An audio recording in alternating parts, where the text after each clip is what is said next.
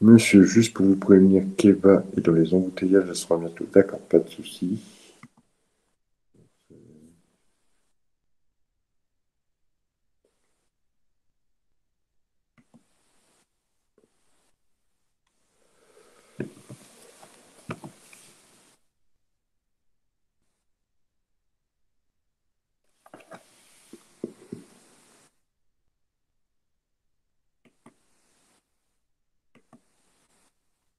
Je viens de créer un tableau blanc. Je ne sais pas du tout ce que c'est. C'est un nouvel outil a priori. Je vais regarder avec vous si ça peut être quelque chose d'intéressant. Voilà. J'attends que je regarde. On ne peut pas trop.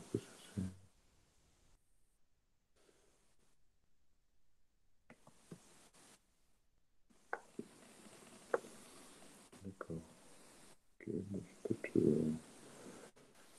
Bonjour monsieur. bonjour mademoiselle. C'est Charlotte, désolée de vous déranger. C'était juste pour vous prévenir que on a bien eu enfin j'ai bien trouvé le cours sur les statistiques à deux variables, mais malheureusement, comme la dernière fois, on voit pas les photos, enfin les documents, Alors, les images. normalement, je l'ai peut-être pas.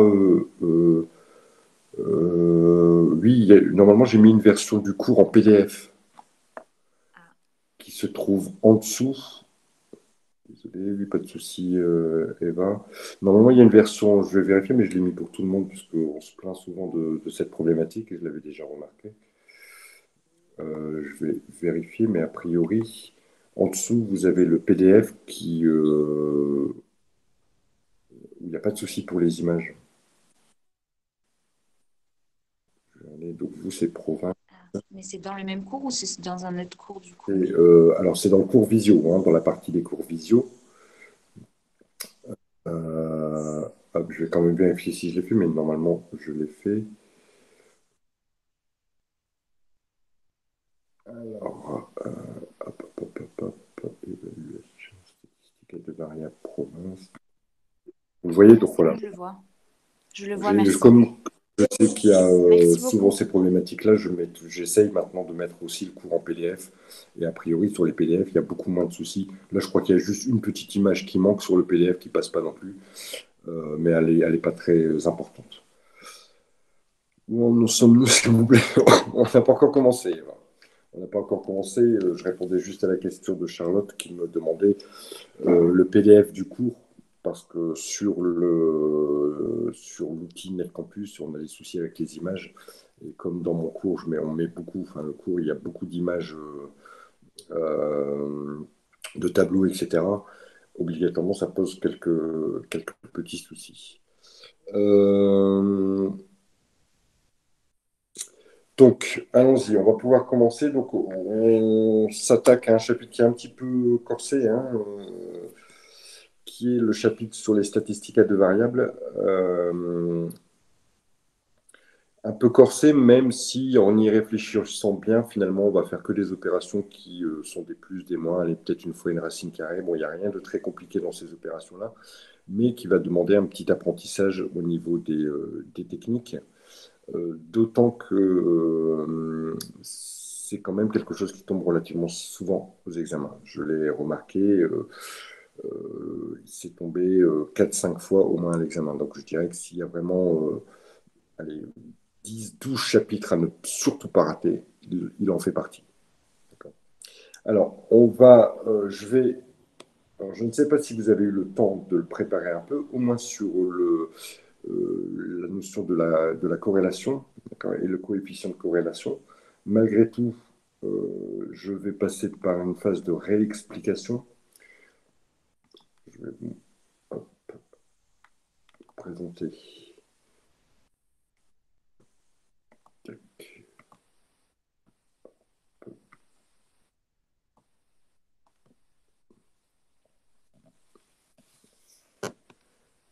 Voilà, donc je vais réexpliquer ce qu'est le coefficient de corrélation, d'accord, et réexpliquer son interprétation et son calcul. Alors, son calcul, il n'est pas très compliqué, d'accord. Le coefficient de corrélation permet, par son calcul, d'observer s'il y a une relation de cause à effet entre deux données. C'est-à-dire, est-ce qu'une donnée a une influence sur une autre donnée? Ici, dans notre cas, c'était de pouvoir observer si les investissements faits en publicité ont une influence sur le chiffre d'affaires. Si j'investis plus en publicité, est-ce que mon chiffre d'affaires va augmenter? Cette corrélation, donc ce rapport, ce lien qui s'établit entre deux données, il s'étudie en calculant le coefficient de corrélation linéaire. C'est ici ce que l'on appelle le R2, ou R, hein, tout simplement, et qui est issu finalement d'un calcul qui n'est pas très compliqué. Je vous ai remis ici la formule que l'on a utilisée dans le cours, et on va voir que le tableau va nous donner tous les éléments de la formule. Le tableau avec les calculs qui sont faits va nous donner tous les éléments du calcul. D'abord, on part d'une série qui a été observée, que je vais ici faire réapparaître. On part d'une série, c'est-à-dire que en fonction ici d'un budget que l'on a mis, de dépenses de publicité que l'on a mis en XI, c'est généralement toujours le premier élément, puisque à chaque fois on va comparer deux éléments, hein, statistiques à deux variables. Donc ici il y aura deux variables à chaque fois. On va mettre toujours en premier le XI et le YI. Malgré tout, de vos collègues camarades hier me posait la question si on inversait les choses, ça ne change strictement rien au calcul. D'accord. Cependant, ce n'est pas très logique. Mais le calcul restera identique puisqu'on multiplie l'un par l'autre. Donc, si vous multipliez A par B ou B par A, vous obtiendrez exactement le même résultat. Donc, même si vous faisiez cette erreur-là, qui n'est pas une erreur très importante, je ne pense pas même qu'elle soit sanctionnée, vous obtiendrez de toute façon le même résultat. Donc, Et monsieur, du coup, ça veut dire que XI, c'est ce qui a peut-être une influence, c'est ça, sur l'autre? sur l'autre, exactement. Ok. Ou l'autre dépend de l'un. Mais effectivement, on peut le dire comme ça. Ici, donc, j'ai remis simplement les montants qui avaient été observés sur les 10 années que l'on nous soumet. Et j'ai repris le tableau qui est présenté déjà en cours, alors peut-être dans une forme un peu plus compréhensible. Et surtout, j'ai indiqué à chaque fois quels sont les éléments qui vont venir alimenter notre formule ici. Pour information, on verra que je crois que c'est l'exercice numéro 1, il me semble. L'exercice numéro 1, oui, c'est l'exercice numéro 1. L'exercice numéro 1 est tiré de l'annale 2007. Donc vous voyez exactement ce que l'on peut vous présenter lors de l'examen.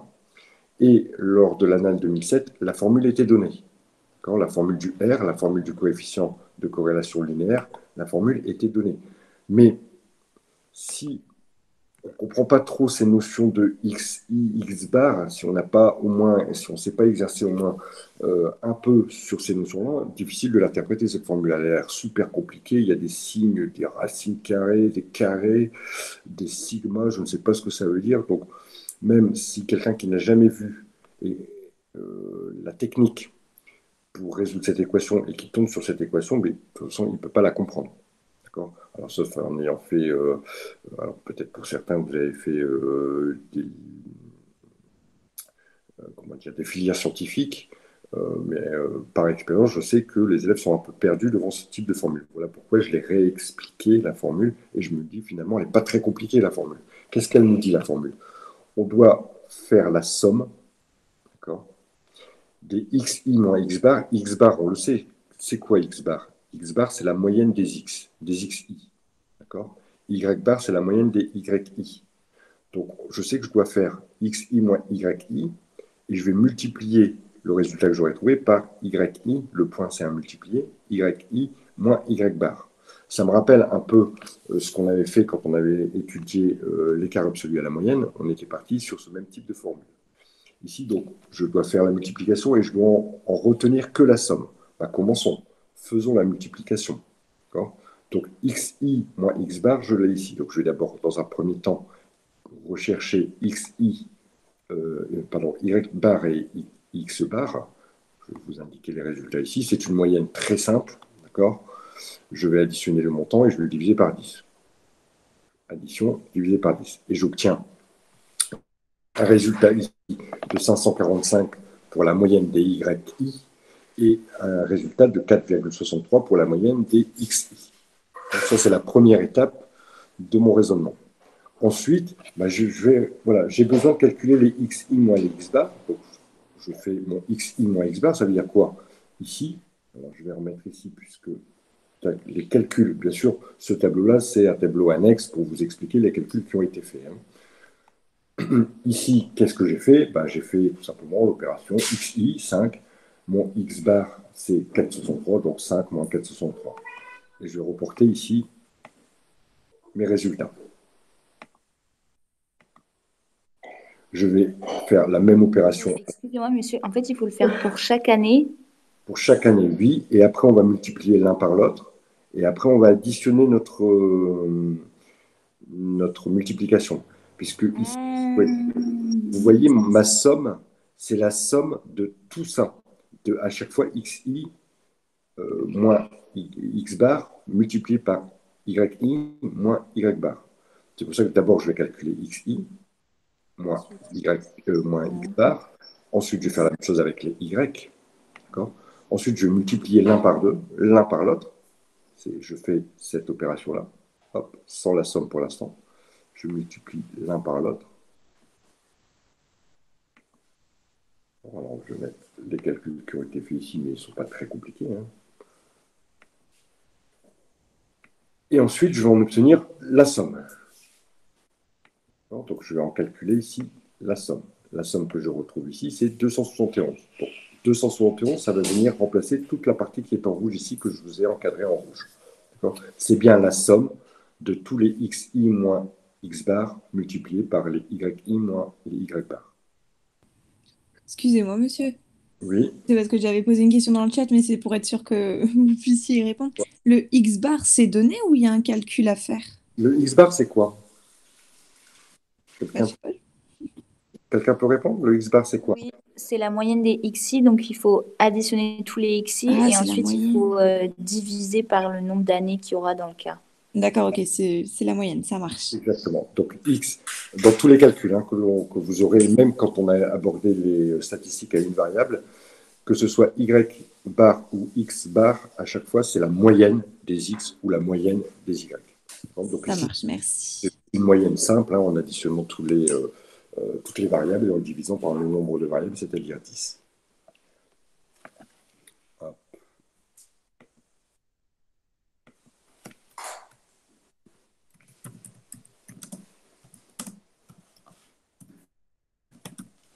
Voilà. Je me reprécise ici, comme ça vous le saurez. Ensuite, on va venir calculer maintenant ce qui se trouve sous notre fraction ici, c'est-à-dire la somme des xi moins x bar au carré et la somme des yi moins y bar au carré. Donc j'ai calculé ici mes xi moins y moins x bar au carré. Ici mes yi moins y bar au carré à chaque fois. Vous voyez les calculs qui ont été faits ici sur le côté. Et ensuite, je vais additionner, bien sûr, tous les montants que j'aurai retrouvés au-dessus. Voilà, toutes les composantes de ma fraction ont été retrouvées. Ça veut dire que ça va me donner quoi? Ça va me donner au-dessus 273,71 divisé par racine carrée de 8,81, que j'ai retrouvé ici, multiplié par racine carrée de 9346. Ça, c'est une équation qui est relativement facile à résoudre et qui va me donner donc un R qui est égal à 0,94.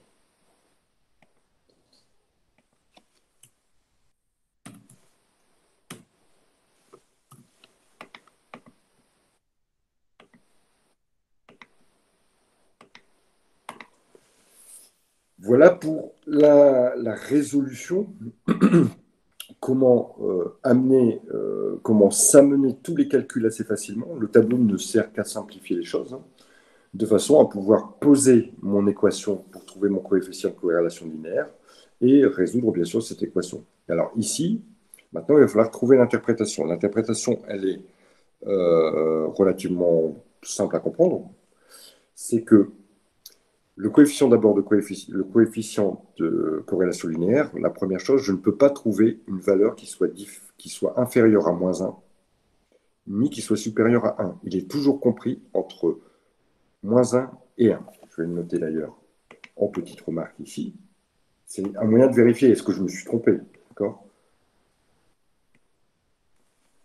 R ne peut être compris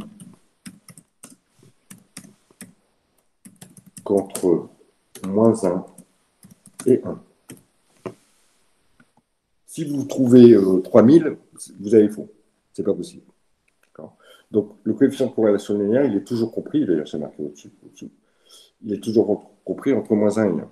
S'il s'approche tout près de -1 ou de...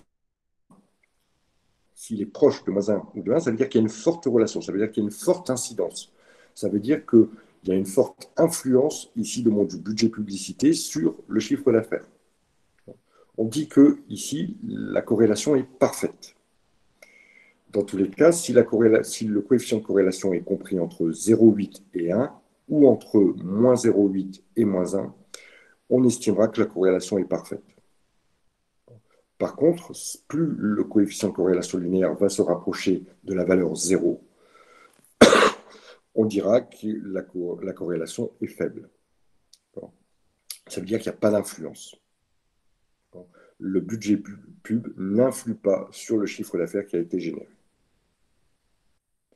Voilà pour la résolution et l'explication du coefficient de corrélation linéaire. Alors, voyons. Est-ce que quelqu'un a une question? Je peux répéter, il n'y a aucun souci. Il faut vraiment que vous compreniez ces notions-là. Si vous les avez compris, après, il faudra les apprendre, bien sûr. Honnêtement, oui, je veux bien que vous répétiez si c'est plus proche de 1 ou de -1 qu'il y a une forte corrélation, c'est ça? Ouais, oui. Alors, je vais répéter. Je vais d'abord répondre à la question. Est-ce que la formule est donnée? Oui, la formule est donnée. D'accord? La formule, et vous allez voir, ou si vous avez regardé votre TD, l'exercice 1, c'est un exercice de BTS. D'accord? C'est l'annale 2007, il me semble. Et lors de l'annale 2007, on vous a donné la formule telle que je vous les ai remises ici. Donc la formule vous est donnée. Simplement, il faut savoir ce qu'il faut mettre au-dessus et en dessous et à quoi correspond ces xi et ces x bar. Ça, c'est la première chose.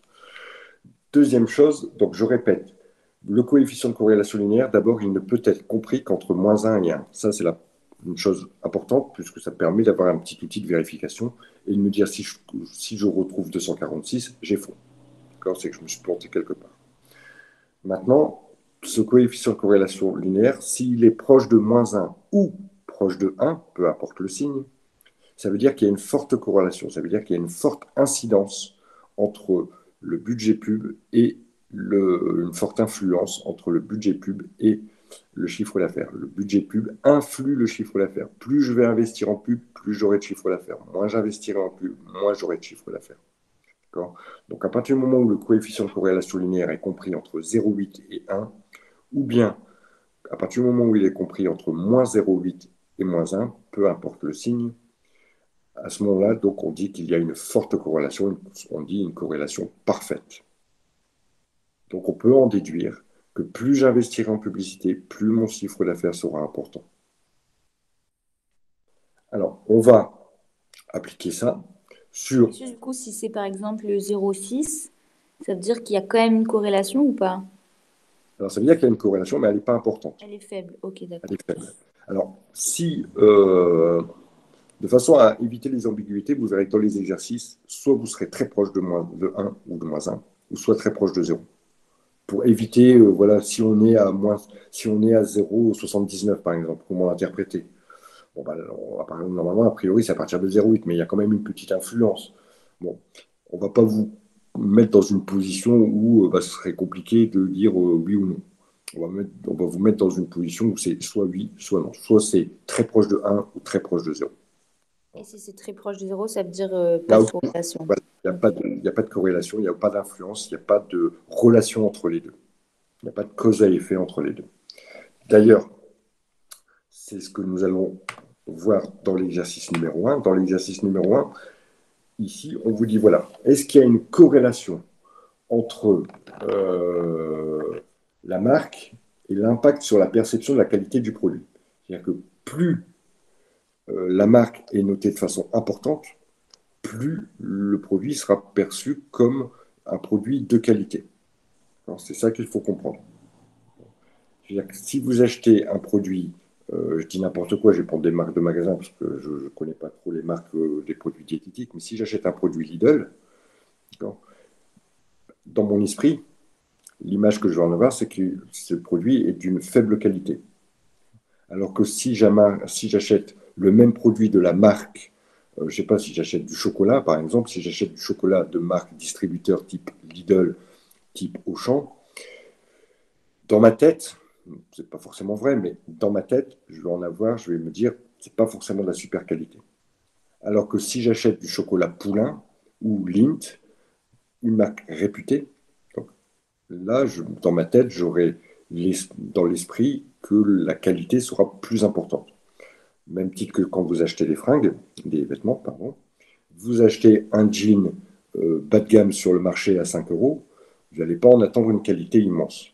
Vous achetez un jean de marque, je ne connais pas par cœur les marques de jeans, je vais dire Levi's, que vous achetez 100 euros, a priori, dans votre hôtel, vous allez avoir de la qualité, une qualité supérieure.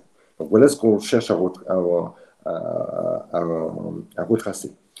Je vais reporter mes XI et mes YI, tels qu'ils sont dans le tableau, je ne m'embête pas trop.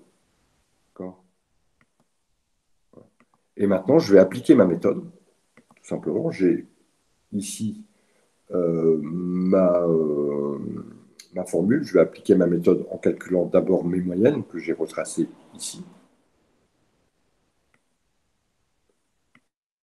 J'ai fait mes moyennes ici. Hein. Ça, c'est mes X bar et Y bar. Et ensuite, je vais faire ma soustraction. Multiplier les deux l'un par l'autre. Ça, ce sera ce que je mettrai au niveau du total, ce qui va me servir de numérateur.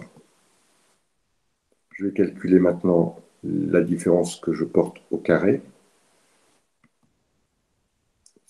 Les deux vont me servir pour mon dénominateur. Et c'est bien sûr la somme que je vais retenir. Je vais en déduire l'équation. Au-dessus, j'aurai 2,83. En dessous, j'aurai racine carrée de 2,395 multiplié par racine carrée de 3,52.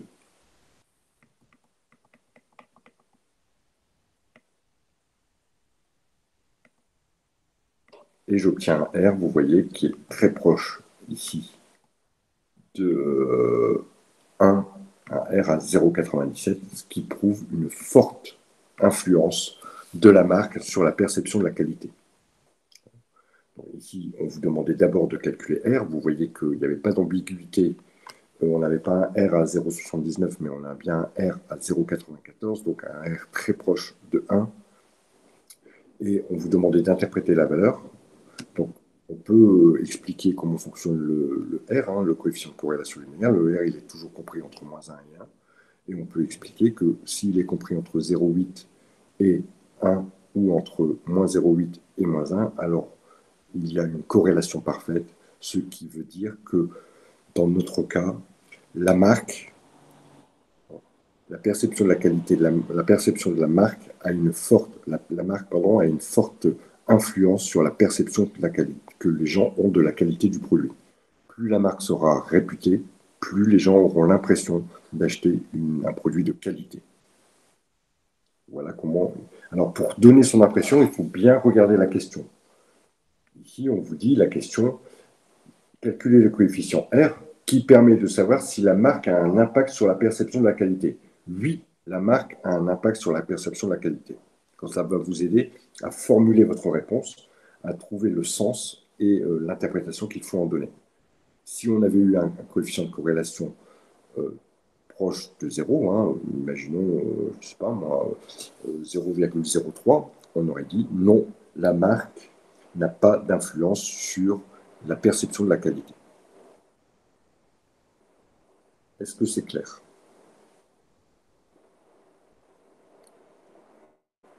Bien.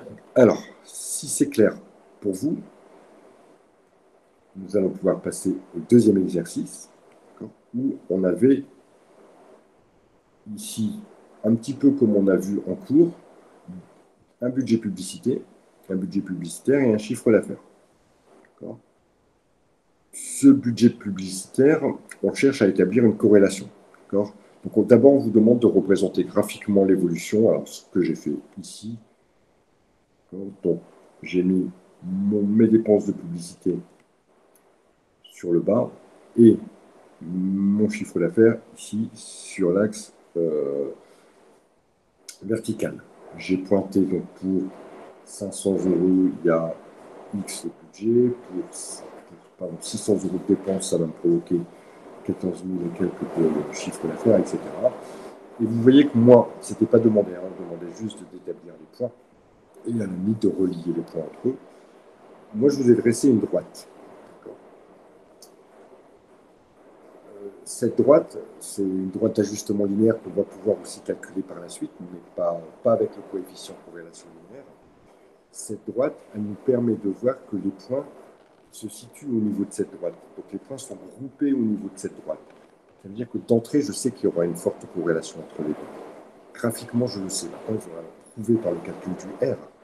Mais graphiquement, si j'avais eu des points fortement disséminés, ça veut dire que, bon, ben voilà, si j'avais eu des points là, des points là, des points là, des points là, difficile de trouver une corrélation entre tous ces points. Difficile de trouver une droite qui permet de passer très près de tous ces points. Et cette droite, si je devais la continuer, je pourrais déterminer que pour 1200 euros de budget publicité dépensé, j'arriverai à deviner quel est le montant de chiffre d'affaires que je vais réaliser. Ça sera pour la suite de l'exercice. Malgré tout, dans un premier temps, on vous demandez de réaliser le graphique. Moi, voilà, je me permets d'en donner une interprétation puisque je sais déjà à peu près où je vais aller. Je sais déjà qu'il y aura un coefficient assez proche de -1 ou de 1. Ensuite, maintenant, il va falloir calculer le coefficient de corrélation linéaire. Alors, je ne sais pas si vous l'avez fait. Je ne pense pas, à mon avis, hein. Mais ce n'est pas très grave, parce que je n'avais pas dit de le faire de façon express. Ce que je vais vous proposer, c'est de vous laisser une dizaine de minutes, 10 minutes, 10, 12 minutes, là, d'accord. Enfin, en tout cas, je reprendrai la main au moins un quart d'heure avant la fin du cours pour pouvoir faire la correction. De façon à me trouver le coefficient de corrélation linéaire. Donc, je vous laisse, vous avez vos calculs qui sont faits là, d'accord, de façon à ce que voilà, je vous les laisse à l'écran, comme ça vous savez à peu près où vous êtes plutôt guidé, d'accord, et il va falloir essayer de me trouver le coefficient de corrélation linéaire. Je vous laisse bosser, bien sûr, je reste là, hein, je ne me sauve pas. S'il y a des questions, vous n'hésitez pas, vous m'interpellez et je vous explique ce que vous n'avez pas compris. Allez, je vous laisse bosser.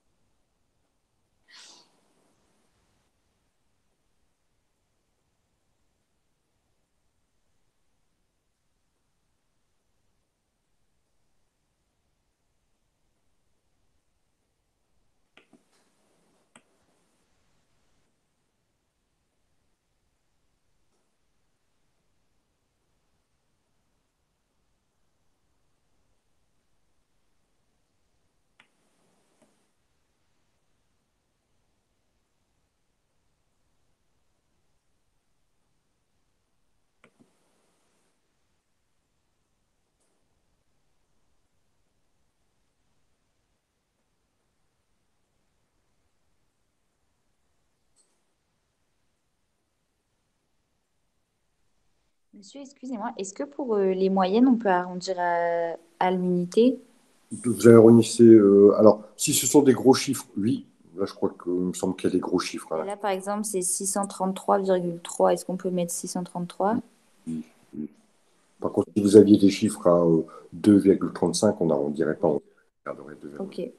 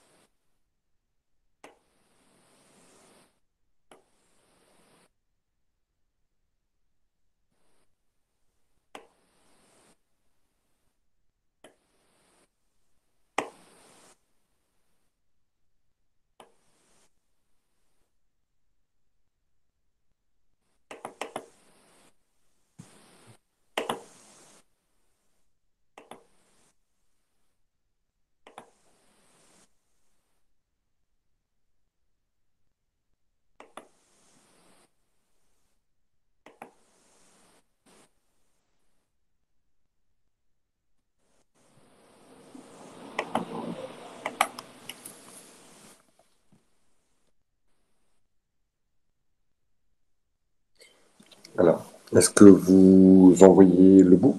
Est-ce que quelqu'un a un résultat à me donner?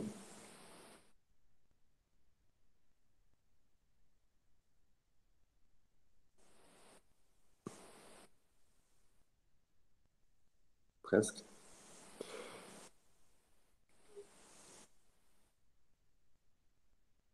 D'accord. Donc Audrey, c'est bon, hein. C'est ça, c'est le bon résultat.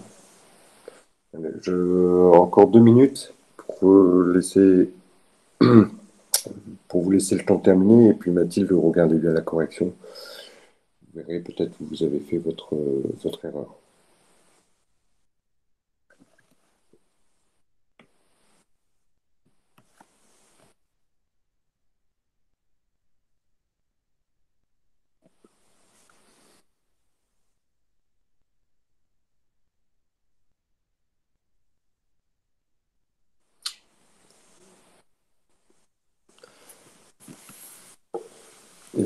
Eva, pareil, c'est pas le bon résultat.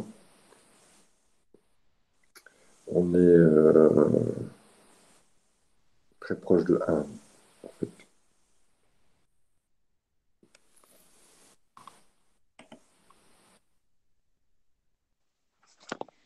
En fait, moi, j'arrive juste pas à me servir de ma calculette, je crois. Ils me disent erreur quand je tape la formule. Alors au moins, je pourrais regarder sur le tableau si j'ai trouvé les bons chiffres, D'accord. la somme, mais Bon, faudra prendre à la maîtrise de cette calculette quand même. ouais, oui, ça serait pas mal, oui. Où y aller petit à petit, petit à petit. Alors, je vais procéder à la correction, hein. D'accord? Donc d'abord, la première chose effectivement qu'il fallait retrouver, c'est d'abord la moyenne des deux XI et YI, hein, en considérant que ça, c'est XI, par exemple. Donc, encore une fois, ça n'a pas du tout d'influence. Et ça, ce sont donc les YI. Alors, allons-y, on va multiplier, on va soustraire XI moins X bar. Donc, le X bar, il est là, hein, d'accord? C'est la moyenne, je vous rappelle. Donc, au niveau des résultats, on va avoir ces résultats intermédiaires là. On va avoir la même chose. On va faire la même opération en ce qui concerne les YI moins Y bar. Ensuite, je vais multiplier l'un par l'autre. Là, je vais commencer à avoir des chiffres relativement importants. C'est là qu'il ne faut pas se tromper et prendre bien en compte ne pas hésiter à faire un séparateur de milliers, vous voyez, même quand vous allez écrire sur votre copie, de façon à ne pas vous tromper. Parce que quand on arrive sur des chiffres très petits ou très gros, c'est là où on peut faire des erreurs. Alors bien sûr, je vais en chercher la somme. Et ici, je vais tout de suite arriver à un chiffre de 1 518 333. Alors effectivement, à ce niveau-là, c'est pas la peine de mettre les centimes. Quand c'est pas la peine de mettre les décimales, on s'en fiche. Je vais ensuite porter ce que j'avais calculé là au carré.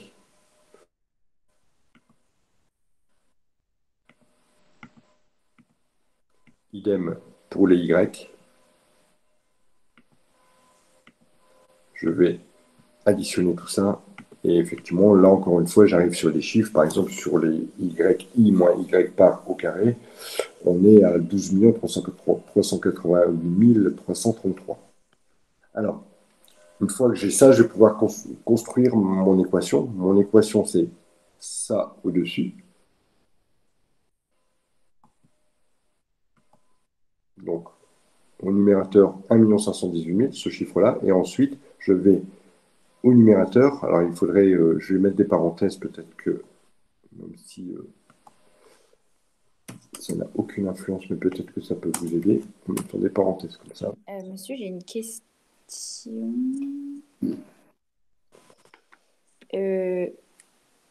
Pourquoi à xi moins x bar à la première ligne, vous trouvez moins 283?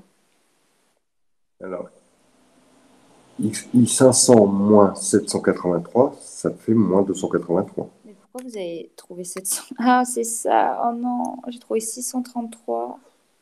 Au niveau de la moyenne? Oui, j'ai dû faire un. Ah oui, mais en fait, là, c'est horrible ce truc, parce qu'on se trompe à la moyenne. Après, là, Ah, j'ai fait tous les calculs, mais c'est tout faux, quoi. exactement. Alors, je vérifie, hein, malgré tout, parce que j'ai recopié le tableau. euh, 500, 600, 900, 800, 1000, 900. Non, c'est bien ça, je ne me suis pas trompé. Alors, copier un tableau. Après, c'est des copier-coller. Et de toute façon, je l'ai vérifié, mon chiffre. Donc là, je suis sûr de mon coup. Oui, Donc, oui.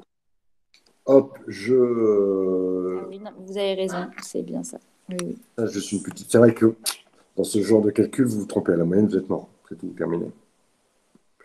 Donc, mon R, après avoir résolu, c'est-à-dire que si vous avez un problème de calculatrice, hein, bah, vous calculez d'abord racine carrée de 188 000, vous notez, racine carrée de 12 millions, vous notez, vous multipliez l'un par l'autre, vous notez, et ensuite vous faites 1,5 million divisé par ce que vous avez noté.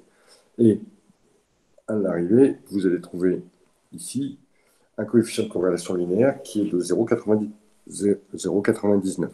Donc ici, on a un coefficient qui est très proche de 1, donc on peut en déduire une corrélation parfaite, hein, une forte relation entre les deux variables. Le budget pub, le budget qui est consacré à la publicité, va avoir un impact important sur le chiffre d'affaires, ici bien sûr en l'augmentant. Plus je vais utiliser de pub, plus je vais investir dans la pub et plus mon chiffre d'affaires se ressentira à la hausse. Est-ce que vous avez vu où ça n'a pas marché, Mathilde? Bah, j'avais déjà des petites différences au niveau de XI moins Y, pardon, YI moins Y bar, mais après, c'était pas énorme. Donc, je pense juste que c'est quand j'ai rentré la formule, j'ai dû faire une erreur quelque part parce que je pouvais pas m'éloigner autant avec juste Ouais, une ouais, petite erreur comme ça. ça marche, pas de souci. Monsieur, j'ai Euh, une question. Est-ce que, ça va paraître bizarre comme question, mais est-ce que, par exemple, comme vous dites, on est mort parce qu'on a trouvé faux à la moyenne? Est-ce que quand même le correcteur il se dit elle a fait tout le tableau, elle a compris le concept ou il n'y a que le chiffre qui compte? non, non, non, non, non, non. Si vous faites votre tableau, d'accord? Imaginons, paf, vous tombez avec votre moyenne ici à 300, d'accord?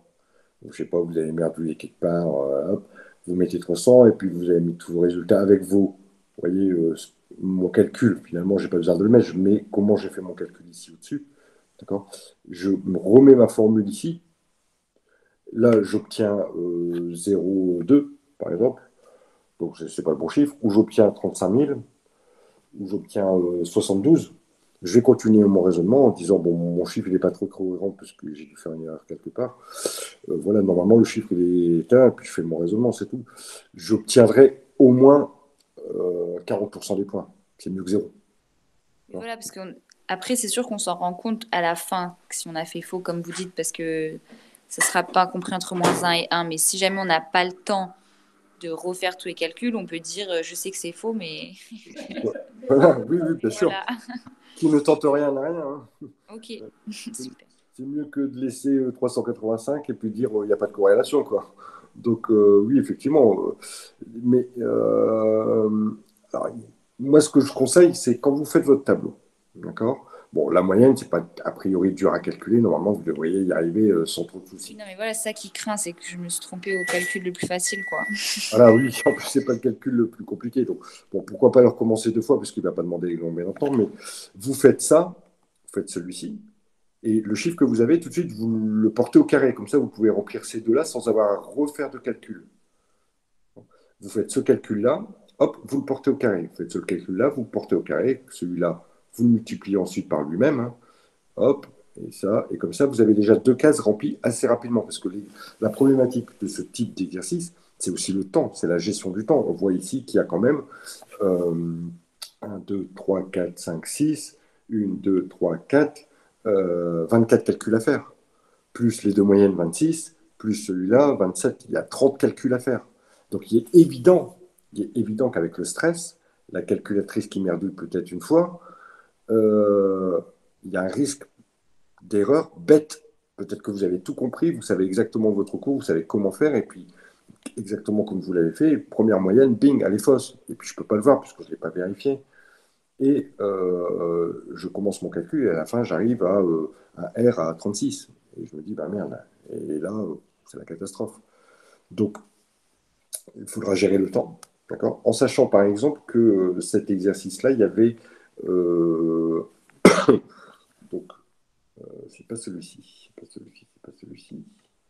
celui-ci, voilà, celui-ci qui était à l'examen, pour avoir un repère de temps, c'était le travail qui était à l'examen, et je crois qu'il était sur 4 sur 20, hein, d'accord? 4 sur 20, en sachant qu'il y avait 4 exercices, et dont celui-ci faisait un exercice entier. Donc vous imaginez, 4 sur 20, ça fait pratiquement un quart des points. Donc il faut passer un quart du temps. Vous avez 3 heures, il ne faut pas passer plus d'une demi-heure là-dessus. Donc une demi-heure pour faire ce tableau, plus la résolution de l'équation, plus l'interprétation. A priori, quand même, ça laisse du temps. Vous pouvez refaire celui-ci, vous mettez juste ça, vous vous préparez et vous dites, voilà, je vais me chronométrer. Est-ce que je suis capable de le faire en une demi-heure? Si vous êtes capable de le faire en une demi-heure, c'est que voilà, vous avez le temps. Si par contre, au bout d'une demi-heure, vous êtes arrivé à la deuxième colonne, on va dire, waouh, il va falloir que je sois plus rapide dans la manipulation de ma calculatrice ou que je trouve un système. Y a-t-il d'autres questions?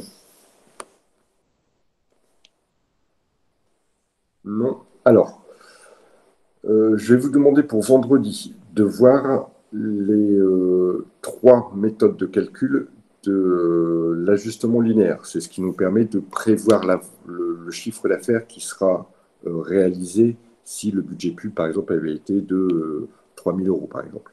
Dans l'esprit, c'est à ça. Il y a 3 méthodes de calcul différentes qu'il faut connaître. La méthode des points extrêmes, les méthodes de meilleur et les méthodes des moindres carrés. Vous allez voir, on est à peu près voilà, dans la manipulation de tableaux comme ça. Je vous demande d'essayer de les voir pour vendredi. Et de faire la fin de l'exercice 2. Bon, si vous n'avez pas le temps, on fera ensemble. Hein, vous connaissez la méthode, mais c'est mieux d'essayer un peu de le faire par soi-même plutôt que de suivre la règle. Puisque sur la fin de l'exercice 2, on vous dit, voilà, l'entreprise prévoit un budget de 1220 pour le mois d'octobre. Quel va être le chiffre d'affaires, en sachant qu'il y a une corrélation. Donc, on vous dit déterminer le chiffre d'affaires en fonction des 3 méthodes. Donc, il faut connaître les 3 méthodes. Donc, voilà, vous regardez ça vendredi. Je replacerai toujours par une explication des méthodes. Elles ne sont pas très compliquées, hein, mais je replacerai quand même par une petite explication des méthodes avant de corriger cet exercice-là. Donc, ce serait bien que vous l'ayez fait pour que vous puissiez à peu près vous confronter à la correction. Y a-t-il des questions? Non. Non, merci. S'il n'y a pas de questions, ben on attend avec grande impatience les annonces du président, d'accord? Pour voir comment. Malheureusement, oui. Voilà, voir ben, vous. J'étais content de retrouver mes étudiants un vendredi en cours. Là, malheureusement, a priori, ça ne sera peut-être pas le cas. Enfin, on verra bien tout ça ce soir. Je vous souhaite une bonne soirée et on se voit vendredi. Oui, on se voit vendredi. Hein. On se voit vendredi pour la suite. Allez, bonne soirée Merci à tous. beaucoup. Ciao. Au revoir.